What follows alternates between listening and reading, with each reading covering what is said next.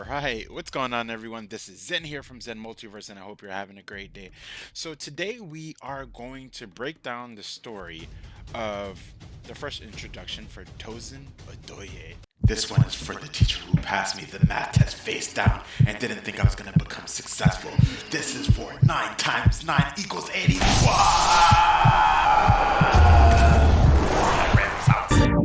You will never amount to anything.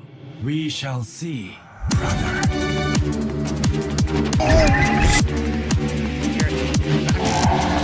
Let's go!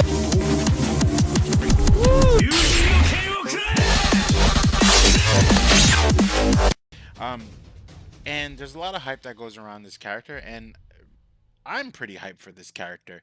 And yeah, I think for me, I'm just ranting and raving, but purposely ranting and raving because my hype for this character comes in a lot of different forms.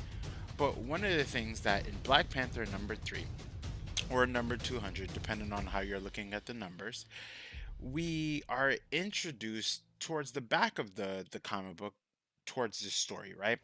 And it's a very philosophical but also a political story that is very relevant into what is happening today in society.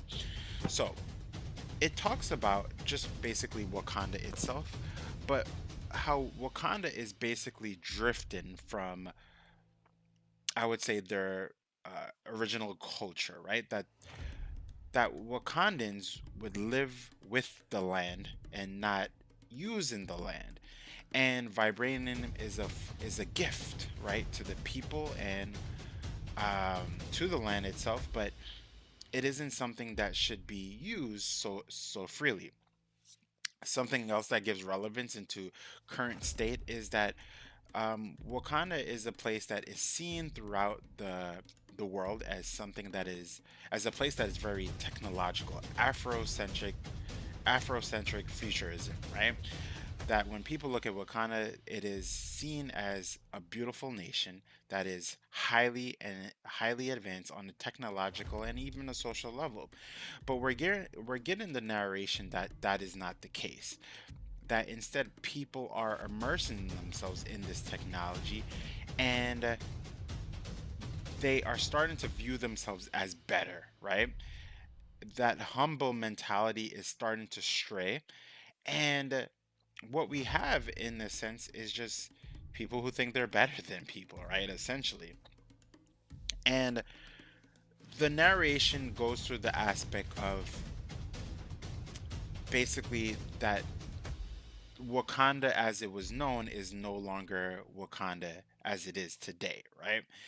And every time that Wakanda seeks to change their their government or their way of living, it does go back to the status quo itself, right?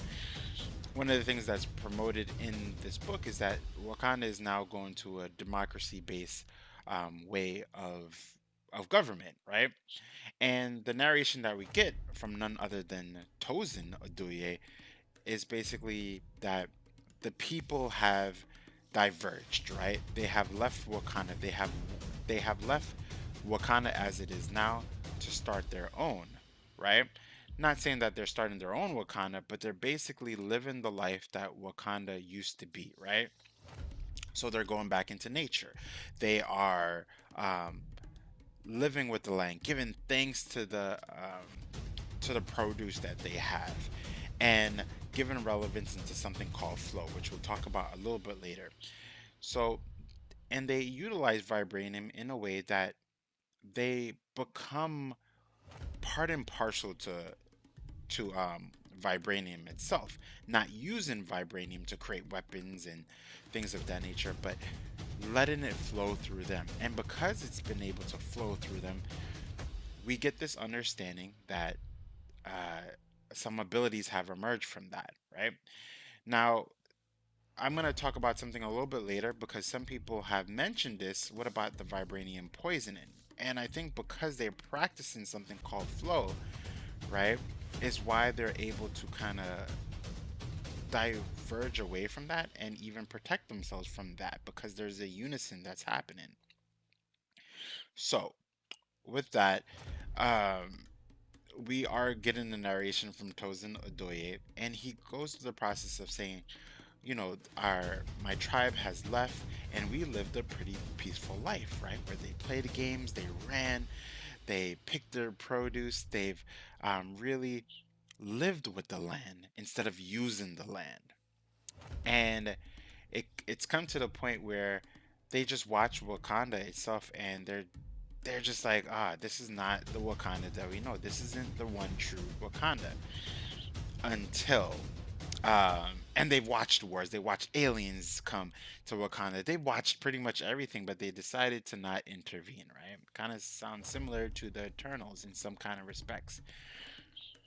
Until Parliament is basically asking for help. And they ask for help in, they're saying, if you're for the people, for Wakanda, basically, we need your help. And Tosin is watching this, and he says, he understands his tribe's point of view 100%. Even I understand it 100% as well.